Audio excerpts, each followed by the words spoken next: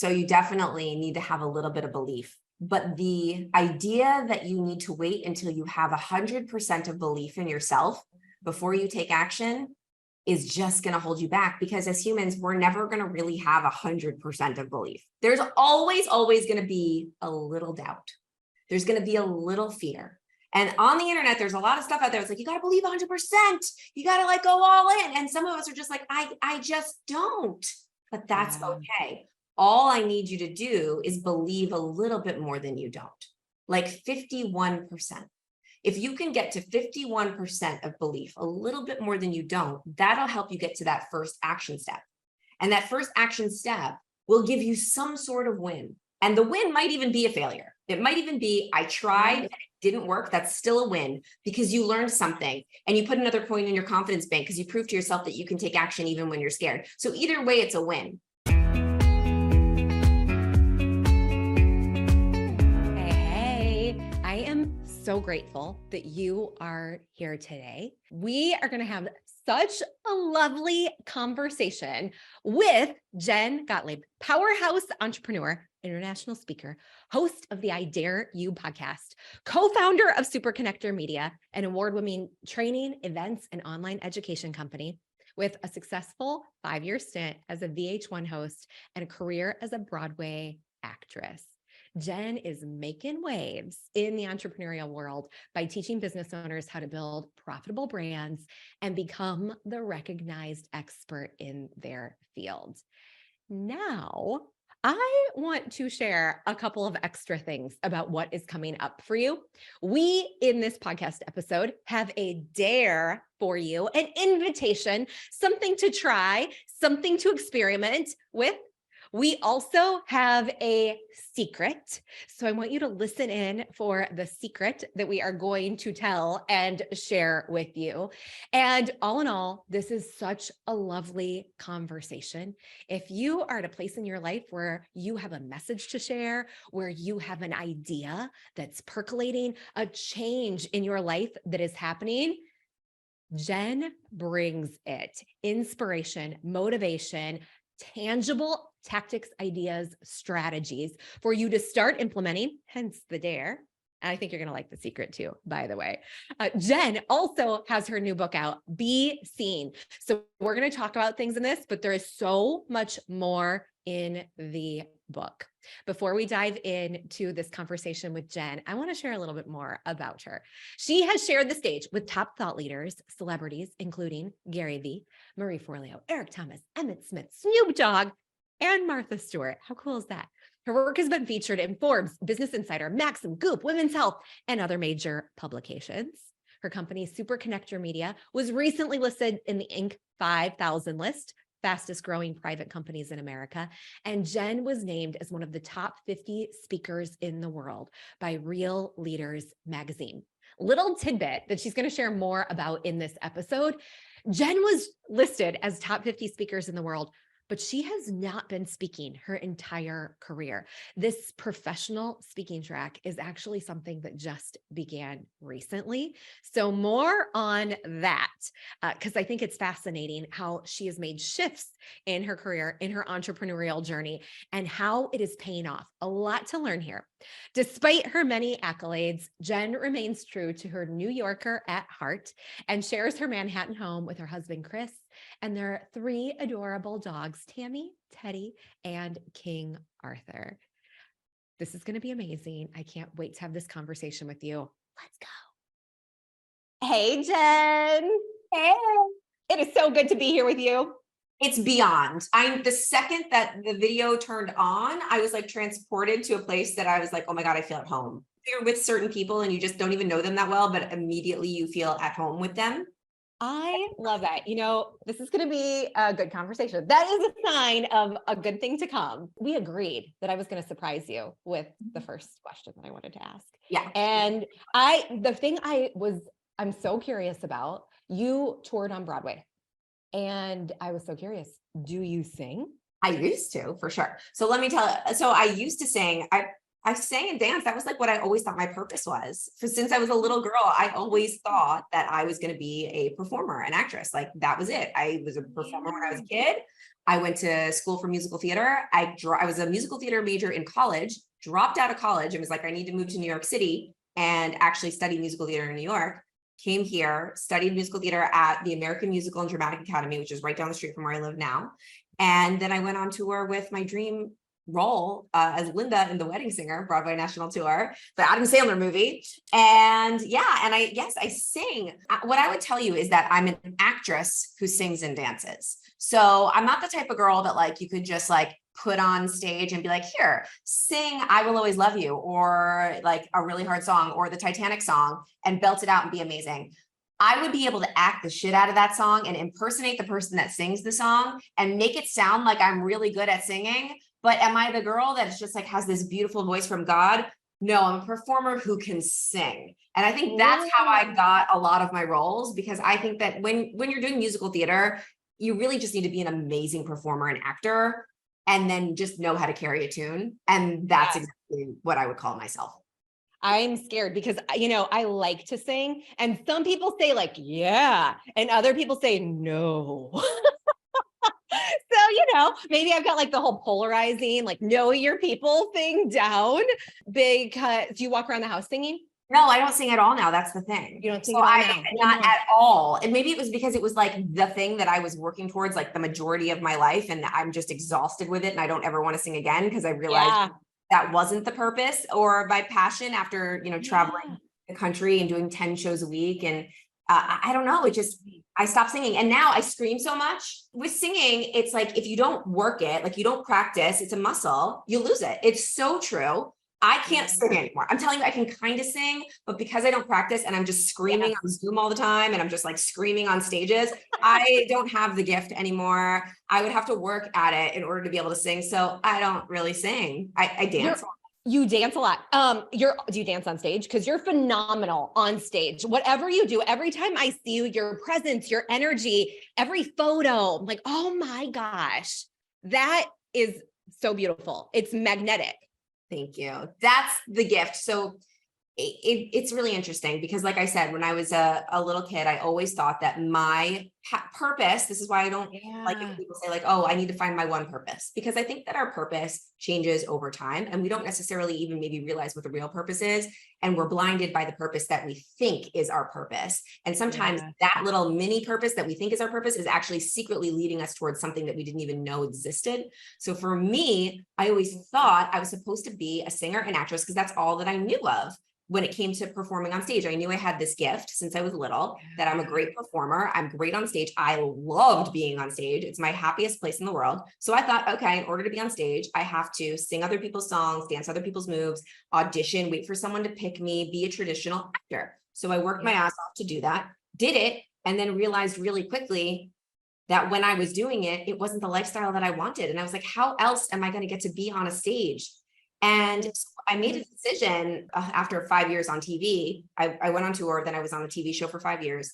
And I was like, I'm not going to continue to pursue acting. And my parents said to me, they're like, Jenny, are you sure? Like, this is what you love. This is like, how are you going to continue on in your life, like not doing the thing that you love? And I said to them, I will end up back on stage somehow. I know for sure it's where I'm meant to be. I just have this weird feeling that it's not going to be in the traditional way, that I'm not going to do it by auditioning and waiting for someone to pick me. I didn't know I was going to be speaker. I had no idea. I didn't even know what a speaker was. I've never seen a speaker in my life at this time. I was just like, I just know I'm meant to do something different and I will end up back on stage. Like, and I used to say like, it'll be a backdoor kind of a way. And now that I'm like speaking on stages, and this is my career, and I dance on stages now too, because like whenever we do events, we dance, I speak, I perform. It's so much more fulfilling. I get on the stage, I'm like, oh my God, duh, this is what it was all for. It makes sense now. You can't connect the dots looking forwards. You can only connect them looking backwards. And I said it, I will end up back. If it is my purpose, it'll just be in a different way, in a different shape or form. And if I didn't keep following the signs and taking the risks and letting go of things that I didn't love in order to pursue something that maybe I didn't even know existed, I would have never ended up where I am. Oh my gosh, I am just enamored, enthralled, like so into that storyline because it's so incredibly right on time. Like, what are those signs that are emerging? What's coming up? Following them. I didn't even know this existed. And when did you start speaking? This was fairly recently, yeah? Yeah, my first speaking engagement was, well, when my first entrepreneurial thing that I did was after I lost everything. I had a rock bottom moment where my show got canceled. The guy that I was with dumped me, and I went from living in this like multi-million-dollar apartment with him, having this quote unquote perfect life on paper with this TV show, to literally living in a tiny little room with like, there was 6 other actors in the apartment. I had a window that faced a brick wall. I had, my TV show was gone. The boyfriend was gone, and I didn't know who I was anymore. And I had to start over from scratch. And the thing that I kept thinking that I wanted to do while I was being an actress is I didn't want to be a waitress. I didn't want to be a babysitter like most of my friends in order to like pay the bills while I was auditioning. I was like, I want to be a personal trainer. So I decided that I was going to become a personal trainer, and this was going to be the gig that I had that supported my acting career.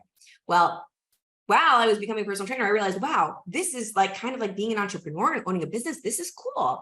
And I started building this business, and I got this entrepreneurial bug, and I built it into something really amazing and pretty big. And that's when I decided, all right, I'm not going to act anymore. I'm going to go full on and being an entrepreneur and seeing where this takes me.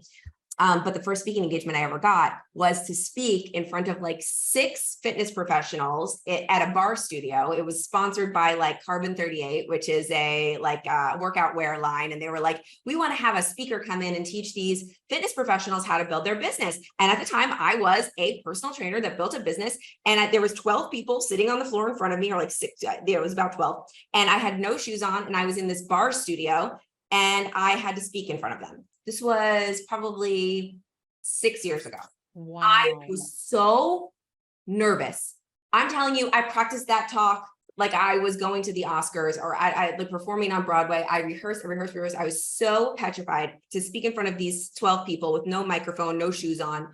And I started talking, and like 15 minutes into my talk, the girls that were sitting on the floor, they started crying. And I knew in that moment that that was it for me. This is what I'm supposed to do with my life. And they came up to me after, and they're like, oh my God, what you said has changed the trajectory of my life. And I'm like, I could speak, I could be on a stage and help people in that way, and actually say my own words instead of somebody else's words, and be myself instead of being somebody else, and do this for a living, or do this as part of my business and incorporate performing into entrepreneurship. Is there anything better? And I didn't even know that that even existed until I had that experience. So that was the first speaking engagement. And then it kind of went from there. And it really wasn't that long ago. You said you had this knowing, like this, wait, I can do this. And you got that feedback, and you got that response from the audience.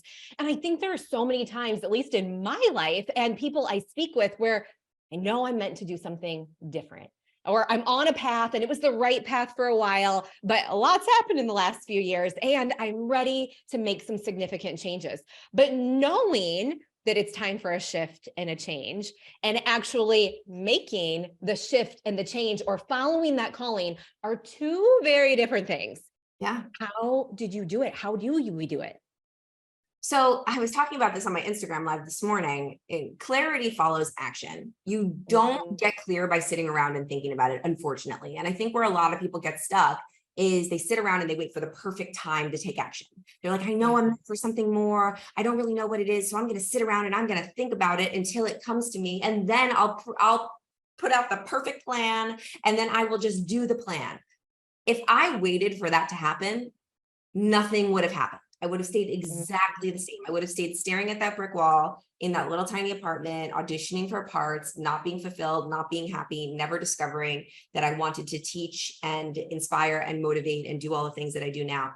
None of that clarity came without actually taking action. And in my book, there's an entire chapter called The Law of Action. And many people that might be listening to this might think about the law of attraction a lot, or might consume some content about the law of attraction and might be manifesting something, or have something that they're trying to attract into their lives. And the law of attraction is amazing. The majority of the things in my life, I believe that I've manifested, but the law of attraction does not work without the law of action.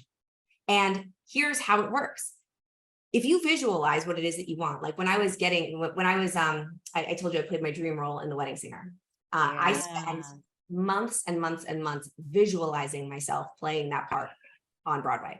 and really like singing myself to sleep at night and visualizing myself as the role with the lights on my body and the costume and seeing the audience out there and visualizing it and feeling as if it was real. My friend, if that's all I had to do to get that role, then that would be pretty magical and amazing. But that's not it. What that does is the visualizing and the believing that it's yours is what that's doing is it's reprogramming your subconscious to actually think that that really happened, because the subconscious doesn't know the difference between a real memory and a fake one.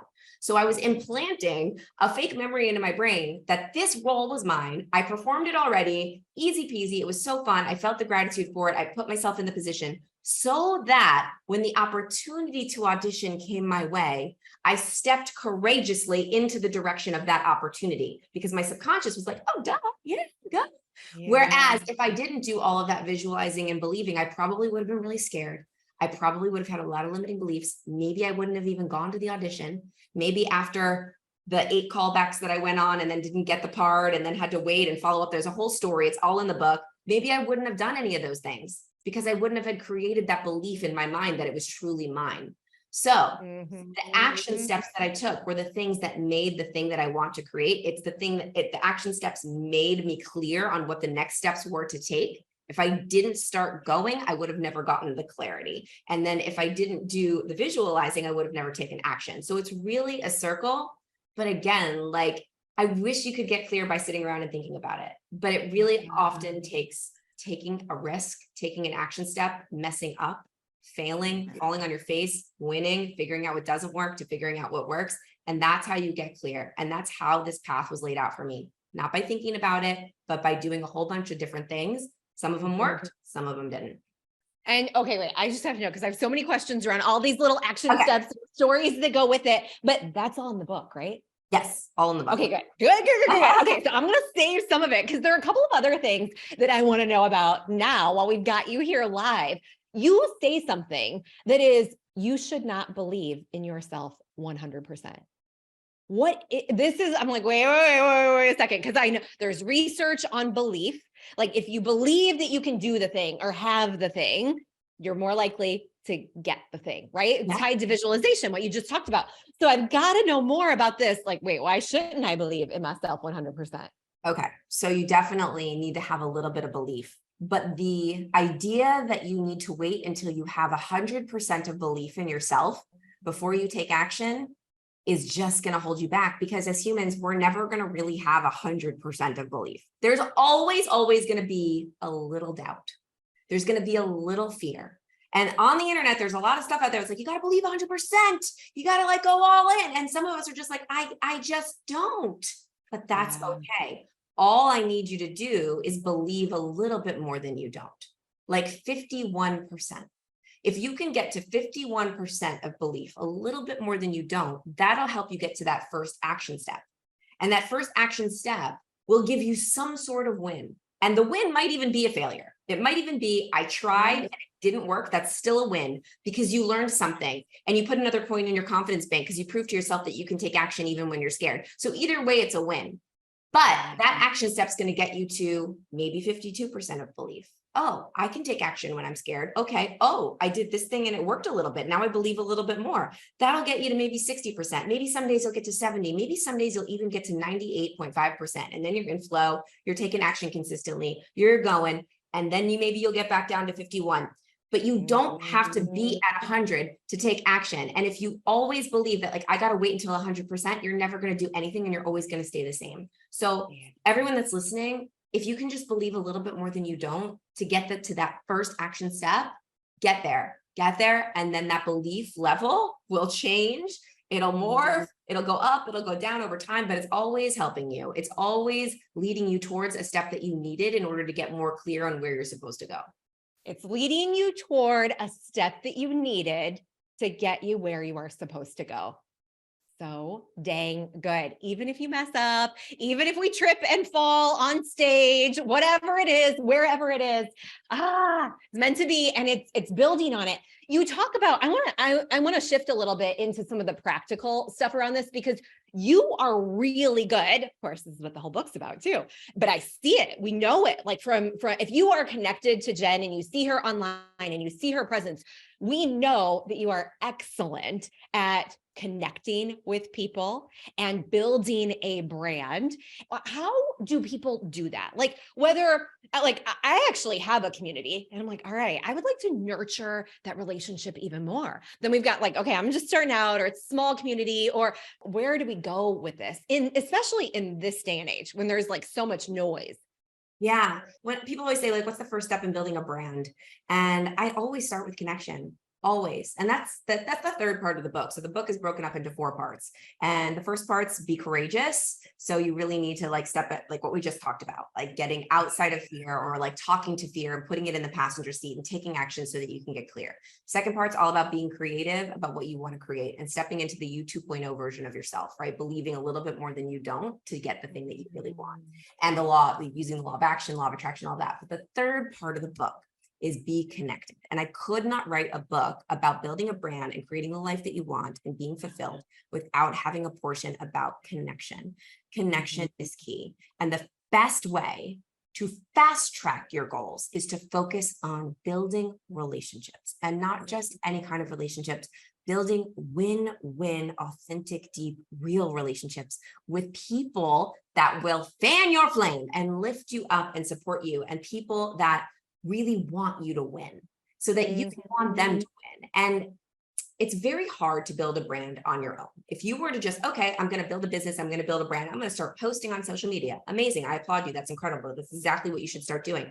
However, because of the algorithm, because of everything that's happening on the internet, because of the attention economy, it's really hard to just spray and pray and hope that people are going to randomly find you. The fastest way to build a brand online and to get an audience of people that actually want to watch and listen and learn about what you have to say and do is to leverage other people's audiences. So connect with people who have an audience of people already that you would like to get in front of, like what we're doing right now. You're getting in front of my audience, I'm getting in front of your audience, and you're introducing me to your audience of people who already follow you. So anyone that follows you is going to be like, anyone she brings on her show, I'm going to want to follow because I trust her, right? Like I trust Amber. Like I know that she's somebody that if she brings someone on their show, it's someone that I want to know. So I'm actually getting in front of your audience. So your audience is going to now become my followers, but I'm also going to share this podcast in front of my audience. And my audience is going to say, oh, Jen was on this podcast. It means she must really like this girl, Amber. It means I'll probably really like this girl, Amber. So therefore, my followers are going to become your followers. And this is how you create a community of people that actually are opting in for the right reasons. They want to listen to you for what you have to bring. So what I would do if I were you, if you're listening and you're just starting to build your brand, go online and find some people that already have an audience of your ideal dream client avatar or your dream audience members, somebody that maybe does something similar to you, or they talk to the type of person you want to talk to, and slowly but surely start to build a relationship with that person by providing value to that person, by showing up, by being present, by just loving on that person and engaging with that person, going to events, meeting people like that, and then collaborate and get on each other's platforms and get in front of each other's audiences. That's what I spend the majority of my time doing. That's what we teach people to spend the majority of their time doing. And that's how you fast track brand building. Okay. This is phenomenal. I'm obsessed, and I'm obsessed with the example that you gave as well around like, we're doing this right now, because as you were talking, and I'm sure someone who is listening is thinking the same, like, oh, this is hard. I feel silly asking for help. I poured in enough to that relationship to make an ask. Like, I really want to like give and give and give. And then like, okay, I filled up my karma bank. Now I can make the ask, right? Yeah. So I have some resistance. And I oftentimes, I mean, I say to my husband, I said it to a friend last week. They're like, oh, you know some people, like connect and share this with them. And I was like, yeah, but I'm in Africa. Like I can't see them as much, or I don't talk to them as much because time zones, right? So I think I have a lot of excuses coming up. Do you hear excuses? I do. And I have so much to say on this. I have an entire chapter on like becoming a master asker, and the importance of asking for help, and how actually allowing people to help you is one of the greatest gifts that you can give someone. And I learned this lesson in a really big way, actually recently. So I made a new friend recently who is an unbelievable woman. She is actually one of the best doctors in the world. Okay. She's a doctor and she takes care of war fighters and she takes care of some of the biggest celebrities and the biggest people in the entrepreneurial space. And we became really good friends. And her job is healthcare. Like she takes care of people. That's what she gets paid to do. So I never ever want to ask her about health advice ever. Like, I'm like, that's what you get paid to do. I'll just, help you and we'll just be friends and everything. And I never want to ask her. And we got to a point in our friendship where she actually said to me, she was like, it would make me the happiest. Can you please give me the gift of being able to take care of you, of being your doctor? And I just want to do it because it's a gift for me. It makes me feel good and it's going to make me feel happy and fulfilled if I can take care of you. Will you please give me that gift? And I'm like, what?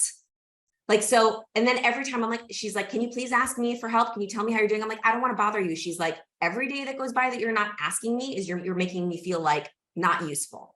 So how do you feel, Amber, when you're able to help people that you love? Like, how does it make you feel when someone asks you for help and you're able to help them? You are so spot on. Yeah, I love it. I'm like, of course. Yes. Right. You feel seen. Yeah.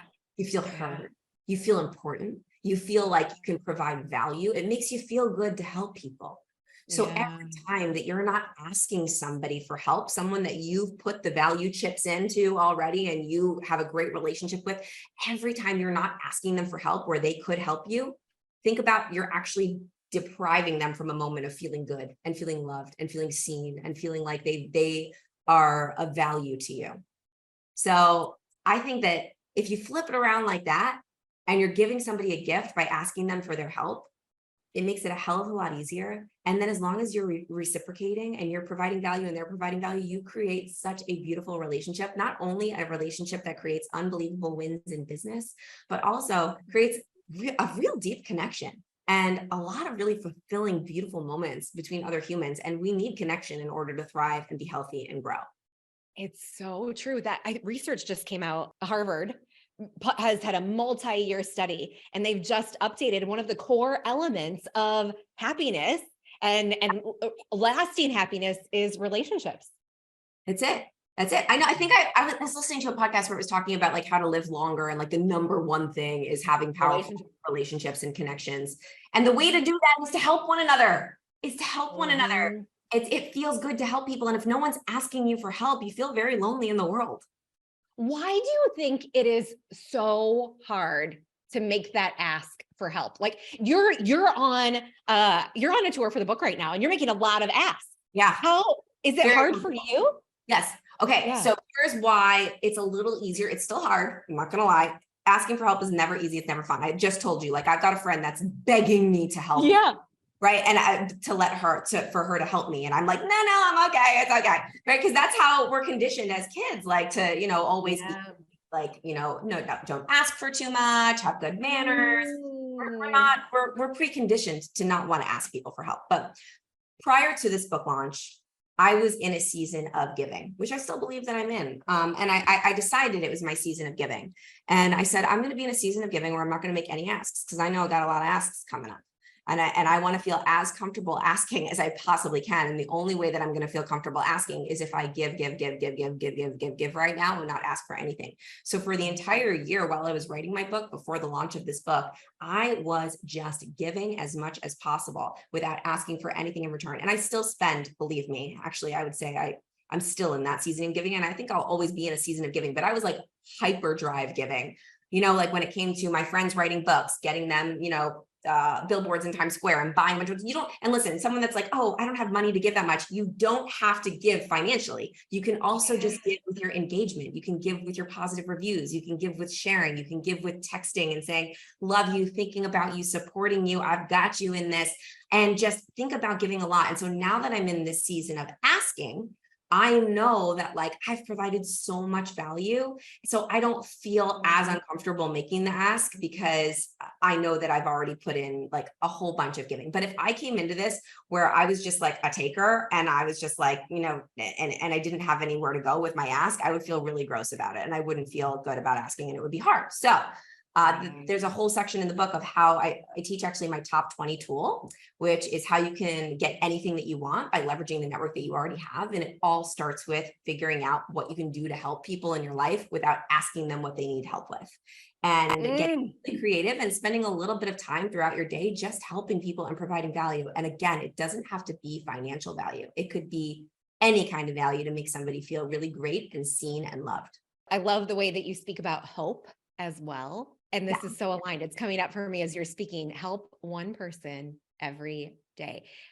So good. It took me a minute to be like, hope, that's the definition, but it HOPE, everybody, in case somebody didn't get that right away. Like I did. And I was looking, I'm listening, like, wait, that's so good. It really is helpful when you're creating content and you get nervous. I work with a lot of people and help a lot of people that have a great message and they help a lot of people behind the scenes, but they're scared to put themselves out there and they're scared to be seen.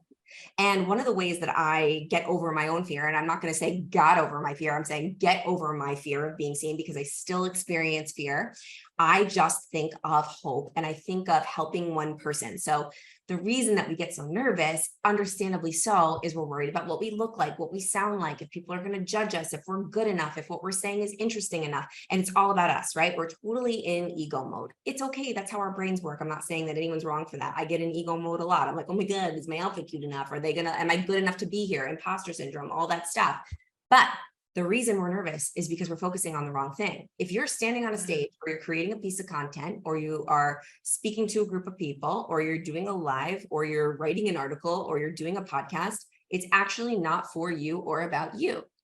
It's about the person that's listening, the person that's watching, the person that's reading. And if you can focus on just helping that person and talking to that person, giving them the value that they need and helping them, it takes all of the energy away from you and worrying about what you look like and what you sound like, and it puts them focused on just helping someone and your nerves will go away. That's what helps me. I love that because a lot of the messaging and there's a lot of marketing that's like, do what you're going to do, design your business for you, design this life for you. But there's this point of connection where there is something outside of you. You're sharing your gifts and having impact. So I love that you pulled through helping one person, pour into people. And how do you find yourself balancing your goals and your dreams and that calling with what people are looking for from you, the expectations people have? Well, my goals are really aligned with helping other people. So really it is, I get it. There's expectations, but you got to let go of other people's expectations for you. And if you just focus on thinking about your person. So I love to think about my ideal client avatar. When I was writing this book, I wrote this book for one girl. She's an imaginary girl in my mind, but I wrote it for her. And everyone's going to love the book, not just Kayla in my mind. Her name's Kayla, but I wrote it for her and I talked to her. And I think about all the Kaylas in the world whenever I create content, and I just want to provide value to them. And yes, I'm going to do it in a way that feels good for me, but as long as I'm in alignment with what my why is, and my why is to help girls like Kayla be able to finally be seen and feel like they can be their most authentic selves and shine their light and feel fulfilled in their life and create everything that they want and be that girl on the stage of their life, whatever that is, even if it's a physical stage, if it's a video stage, if it's just the stage of giving birth to their child and being a mom or being an amazing wife, whatever stage that is, shining in their spotlight. That's my goal. I want that girl to have that moment. I want that girl to DM me and be like, Jen, the video that you made helped me do this XYZ thing that I was scared to do. And now I feel so proud of myself and so amazing. Everything that I do is geared towards that girl. And whenever I stay focused on that girl, I'm always in alignment. I'm always doing things that feel good for me because it's very true to my why. But when I veer off the path of talking to Kayla and talking to my girl and making it for my girl or guy, it's lots of guys get a lot of value out of my stuff too. But I have this one person in my head. But when I get off that path, that is when I get out of alignment. That's when things don't work. And we all do. It's part of life. It's actually just as important to get off path as it is to stay on path. Because the moments of getting off your path and getting out of your zone and getting out of the pocket teach you way more than when you're totally in alignment all the time. Okay. In the pocket. I'm so curious about this. And the other thing that's coming to mind as you're speaking right now is, we've got this calling and we have this inkling and this nudge that this is the way we're supposed to be going. And what I hear from many, many people is, How do I differentiate and go from being just another person on the internet to having something unique here? Well, everybody's unique. And that's the Yeah. cool thing about it. So there's a zillion doctors, there's a zillion health coaches, there's a zillion life coaches, there's a zillion of everything. Okay. There is a bunch of people that are doing exactly what you do right now. Maybe it's Yeah. not exactly, but if you're listening right now, I hate to break it to you, there's a lot of people that are doing this exact same thing. And that's awesome. But here's the even more awesome thing is that there's only one you. There's only one Jen Gottlieb. There's only one Amber. There's only one whoever you are that's listening to this right now, the way you speak, your mannerisms, the way you explain things. You could talk, I could say the exact same quote as somebody else, but the way that I say it resonates with someone way better than the way that they say it, or the way that that other person says it resonates way better. And as long as you stay completely true to who you are, you will always stand out and you'll always be unique because there's only one you. And that's what the whole message of the book is I spent a lot of time in my life being someone that I thought everyone else needed me to be that wasn't anything like me. I was pretending to be this heavy metal girl and like be like every other damn heavy metal girl, like sexy bimbo kind of girl. No offense, like I'm not trying to put anybody else down, but I was being a sexy bimbo girl and I was just like not being Jen. And Yeah. that's what got me out of alignment. That's what got my life totally discombobulated. That's what made me feel lost and unfulfilled. And the scariest moment in my shift was taking down that mask and figuring out who I was and showing the real me to the world because that's vulnerable. But when I was finally able to do that, that's when all the success started to fly in because there's only one me. There's only one you. That's why people listen to this podcast over any other personal development podcast out there. They've chosen it because they connect deeply with you and who you are. And if you were to pretend to be like anybody else, then you would just be in the sea of the sames, but because you've broken through and you've become unique because you've just shined your light, and that's the light that only you have. No one else has it. So that's how you stand out, by doubling down on the things that make you unique and different, the things that only you possess, your story, your flaws, your imperfections, your greatest assets. Mm-hmm. You mentioned a TV show again. And when you were talking about that and who the persona that you embodied at that time, I recently saw the book promo video and I did not recognize you. I'm like, wait, is that Jen? Because you were like a totally different look, but a different energy. Everything was so different. I'm telling you, I don't even recognize that girl. And I love talking about that because many people think that people don't change, that there's no hope, that I've been this way for so long. I'm not going to change. It's too hard, but like, listen, I am proof. And I'm sitting here, I will only tell people that I've like things that I've actually personally experienced. And I've personally experienced an unbelievable transformation by doing the stuff that I preach. And I was a student of it before I taught it. And I've transformed from a version of me that I don't even recognize to someone that I kind of like most of the time, and I feel in alignment, I feel in flow. So I want to let everybody listening know that like I was once walking around the city, listening to podcasts, hoping one day that I could be on them or that I could lead people or that I could change and be a person that was someone that I really liked or someone that felt in alignment with like who I really was or felt in flow or felt in love or felt any of those feelings because I was depressed and lost. And I just kept taking one little action step every single day that moved me closer. I kept believing a little bit more than I didn't. I didn't believe 100%. I believed a little bit. I kept allowing myself to be seen in my imperfections, even though it sucked. It was scary. It was painful. It was uncomfortable. I didn't like it. I allowed myself to fail. I got rejected a lot. It was a whole journey, but all of those things and all of those dots connected me to where I am now. And I know that I'm going to be planting a hell of a lot more hard, uncomfortable dots in order to get me to where I'm going. But you can change. It is totally possible. You just have to do the work. Also, when I think we as humans are designed to grow, evolve, and change. And when we resist that, like we got this nudge, oh, maybe I should try this. Resist, don't do it. And no, this is my life. Like, that's not me. Listen. And I think when we don't listen and follow exactly what you're talking about, it becomes even more uncomfortable. And we're just kind of keep veering off the wrong way. The discomfort is going to catch up with you someday. Oh my gosh. It's like an internal argument that you're having with yourself. That's what I felt. Yeah. I was like always fighting with myself. And there's a lot of energy expended when you're always fighting with yourself. And I do believe that when you're out of alignment, and you can call that out of alignment, like you're just not in or out of the pocket. Like I like to say the word like in the pocket. You know when you're in the pocket, like when you're in flow, when time stops, when you know like, oh, I'm doing this thing and this just feels like easy and effortless for me and so fun. And it's like, oh, the whole day went by and I didn't even realize time was going. That's in the pocket.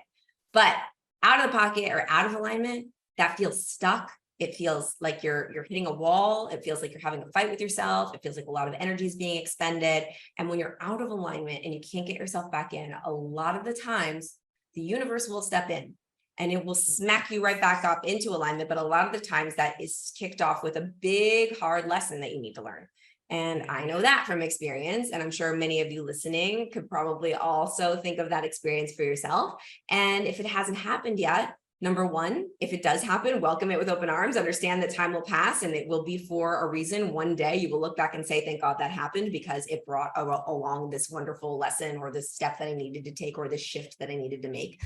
But you could also remove that whole thing from happening by like asking yourself, am I in alignment right now? And are there some changes that I can make myself without the universe having to step in and make them for me? Yeah. And read, be seen, because you're probably going to find some clues and get some questions in there that are going to help you uncover and shift through this. And I'm going to bring it back to you for final words. But first, I have one more question. Okay. I feel like I'm keeping a secret from people because before we started recording, I said, Jen, your skin is glowing. And I can't, you told me your secret. We have to share it. Oh my gosh. Well, yeah, I told you her script. We're going to promote somebody else right now, but I'm all about but I am okay. So first of all, when it comes to skincare, I'm obsessed with drinking a lot of water, getting a good night's sleep, working out. I don't drink alcohol and I eat clean. All right. So that's like the basis of everything. People are like, why is your skin good? It's because I am like obsessed with health and that's number one. So whatever you do inside of your body will showcase on the outside. I also love skincare. I love makeup. I love beauty. I love all the things. You can join me for Get Ready with Me. I get ready on camera every single day, Monday through Friday. And I also am now obsessed with learning about it. And I've gone down the rabbit hole of TikTok. And if you want to see how someone that's built a personal brand does it well and gets people to buy stuff from them, go check out this lady. What did I say her name was? Beauty Monkey Junkie. I think I got it right. Beauty Monkey Junkie. Google some of those words on TikTok and you will find this woman. I was on a girls trip with my girlfriends and one of my friends was like, I can't stop watching this woman. She's a woman. She's like in her late 40s, early 50s on TikTok talking about skincare. And the videos are so digestible. They're easy to watch. It's easy to binge. And she's not selling, but she's selling. She's talking about products and I buy all of them. So it's a great example of how to be seen, how to create content that converts. I'm a buyer. So I'm into skincare, but yeah, that was the beginning of this conversation. I love it. Yeah. I was like, okay, I got to get back to that. Wait, there was a secret. Where is it? And it totally aligns. I love that you do the Getting Ready with You Monday through Friday too. People go hang out. If you can't find what Jen is talking about in the resource she shared, just go ask Jen on one of her lives while she's getting ready. And okay, final words on being seen. Yeah, it's your responsibility. So, you know, if you have a service, a story, or a product that helps someone, helps people, and you're not being seen and you're not making yourself visible to those people that can be helped by you, you're being selfish because those people are going to go listen to someone else that's not as good as you or buy something that's not as good as your product or spend money with somebody else that doesn't care as much as you do simply because you are too in your head or nervous or insecure about putting yourself out there. So it is your responsibility to make yourself visible, to help other people with your gifts. And so any day that goes by where you're like, should I do it? I kind of want to, I have something really important to say. Just do it. Just do it. And every time you do it, it'll get a little bit easier. It's never going to be easy the first time, but the first time only happens once. The fear that comes with the first time only happens once. You've gotten through 100% of your worst days and you've gotten through 100% of your first times. What's your relationship with being a beginner, right? Everybody starts at one. I started at one. I did during a lot of my keynotes, I show a video of my evolution of being live on social media. And the first few videos are the most horrific things you've ever seen in your life, ever in your life. But I needed to have those. I needed to suck. Everyone started at one. So if you're listening to this right now and you know you're not being seen the way that you feel in your heart you were called to be, just take out your phone and post something and tell a story and watch what happens to A, your confidence, and B, the people that respond to it. And just keep doing it consistently. And then I can say I told you so. But if you need a little extra help, you can go order Be Seen, my book. There's all of this and way more in it. And I'm so grateful that it's out into the world so that everybody can have a little best friend in their hand with them when they're on this journey of putting themselves out there and figuring out who they truly are so the world can see that magnificent human that is whoever's listening to this right now. Dang good. Get Be Seen, share Be Seen if it makes sense. More importantly, share what is on your heart. And I think Jen challenged us to go do something, do that first thing. And then you got to, I think people need to tell you about the thing they did so you can say, I told you so. I would love that. Listen, if you were taking as a result of this podcast and you did something scary, my podcast is called I Dare You. So on my podcast, I dare people to do things. So we're going to give you a dare of the day. I'm not even going to tell you what that dare is. Do something that scares you, something that just makes you a little nervous. Doesn't have to be petrifying, doesn't have to be like the biggest, scariest thing in the world. Something that you've been wanting to do, that you feel a little scared to, that you've been putting it off.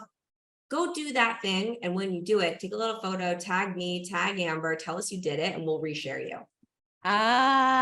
Jen, thank you. Love you. Love you.